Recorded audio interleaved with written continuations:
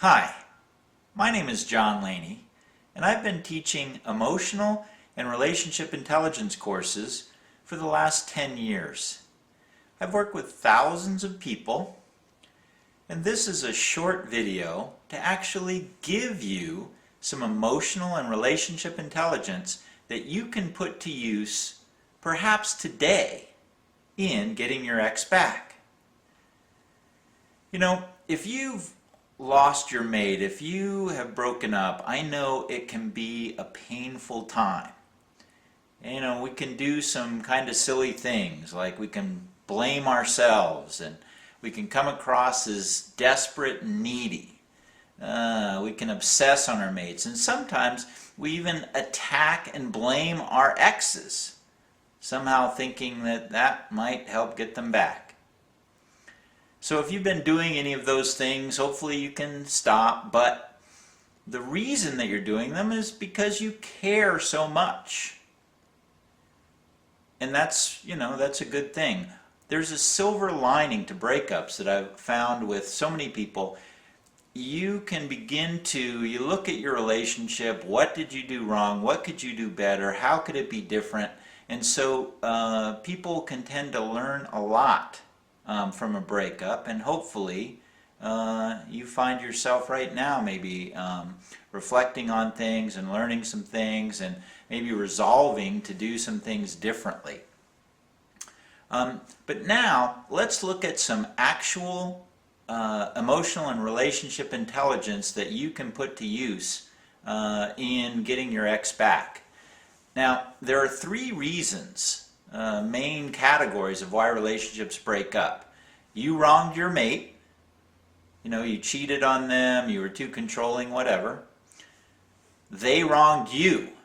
So, they cheated on you, or they didn't get a job and didn't contribute to the household income, so you kicked them out, whatever. And you think, well, if only it wasn't for what they did wrong, you'd like to have them back. And then the third reason for breakups generally is what I call relationship drift.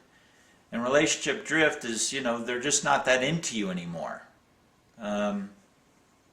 You were both, you drifted apart some and they bailed on the relationship. So for each of those three categories, there are different strategies that you can use to get your ex back. But one thing I'd like to point out is that all of the strategies have in common that really they take about 10 minutes. The 10-minute conversation can powerfully start the process to get your ex back. So let's look at one of the common issues in breakups, which is, you wronged your mate. And you've apologized, but they're not taking you back. So why is it that you can apologize sincerely from your heart till you're blue in the face and it doesn't work? Your ex doesn't take you back. So let's look at that. And even if you didn't wrong your mate, even if it's one of the other categories that caused your breakup, listening to this should help you to understand some of the emotional and relationship intelligence that will be part of your own process of getting back with your ex. So, you wronged your mate, you apologize, it didn't work. Well, why don't apologies work? And it's because there's a couple of things that need to happen first in order for your apology to be accepted, and no one ever talks about this. You don't learn it in school, you don't learn it in church, and if you can, listen here, I think it will make instant sense to you. So there are two things that need to happen before your apology can be accepted. The first thing is you need to own up to what you did. You need to fess up. You need to just say straight out, hey, I cheated on you. I wronged you. All right?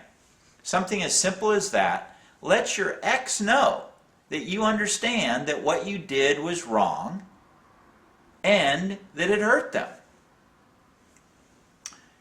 They need to know that. So instead of defending, attacking, explaining, Don't say, "It didn't mean anything. It's you I really love."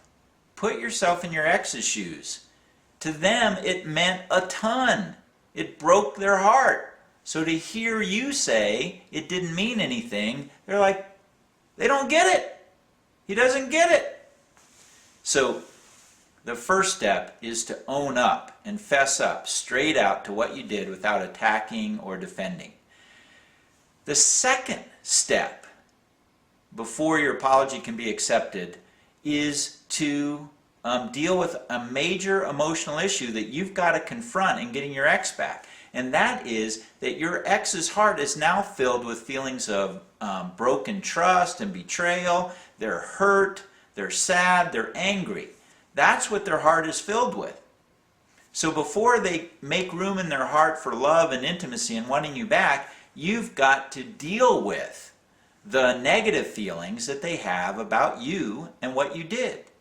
And there are some things you can do to really speed that process along and help them to release their negative feelings. And what you can do is let them vent.